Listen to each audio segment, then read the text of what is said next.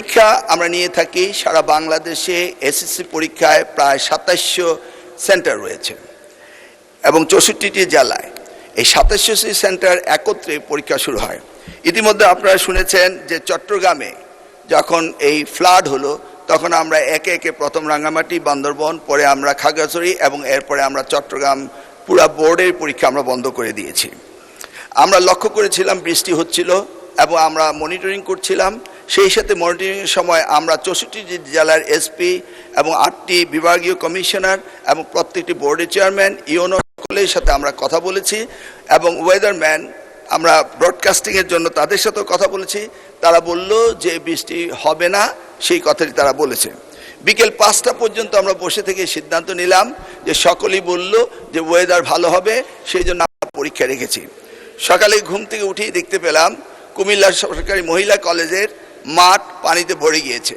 সাথে সাথে আমরা মেয়র সাহেবকে, ফায়ার ডিপার্টমেন্টকে, পুলিশকে, ডিসিকে বললাম যে এই পরীক্ষা কেন্দ্রে স্থানান্তরিত করার জন্য। তারা তখন সকলকে নৌকায় করে ওই স্কুলের ৫তলা ভবন সেখানে নিয়ে পরীক্ষা তারা নিয়েছে। আমরা সেটা দেখেছি তাদের দুর্ভোগ।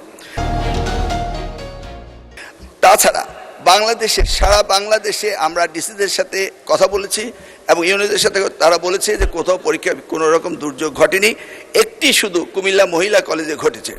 এবং সেই সাথে ফিজিক্সের প্রশ্ন ৬ এবং ৭ এই দুইটি প্রশ্ন ভুল হয়েছে। মাননীয় স্পিকার, আমরা দায়িত্ব পেয়েছি মাত্র ৪ মাস। কোশ্চেন মডারেটর আগের কোশ্চেন মডারেটর কোশ্চেন করেছিল। আপনি জানেন যে কোশ্চেন মডারেট করতে হলে এই প্রক্রিয়াটি ২ বছর আগে থেকে শুরু করতে হয়। আমরা এসে কোনো কোশ্চেন তৈরি করতে পারিনি। বিগত গভর্নমেন্টের যে মডারেটর ছিল তারাই কোশ্চেন করেছে। তবুও আমরা তাৎক্ষণিকভাবে ঘোষণা দিয়েছি যে ফিজিক্সের ৬ এবং ৭ দুইটি কোশ্চেন ভুল হয়েছে, সেটাকে আমরা ফুল ক্রেডিট দিয়ে দেব, সেটা আমরা বলেছি। এবং পরীক্ষা যথাযথ হচ্ছে কিনা সেইভাবে সাহায্য সহযোগিতা করার জন্য আমরা সকলকে প্রস্তুত রেখেছিলাম। আজকেও আমরা সারাদিন কথা বলেছি এবং প্রত্যেকটি আমাদের সাথে যারা স্টেক হোল্ডার রয়েছেন তারা বলেছে পরীক্ষা সুন্দর হয়েছে, সুস্থ হয়েছে।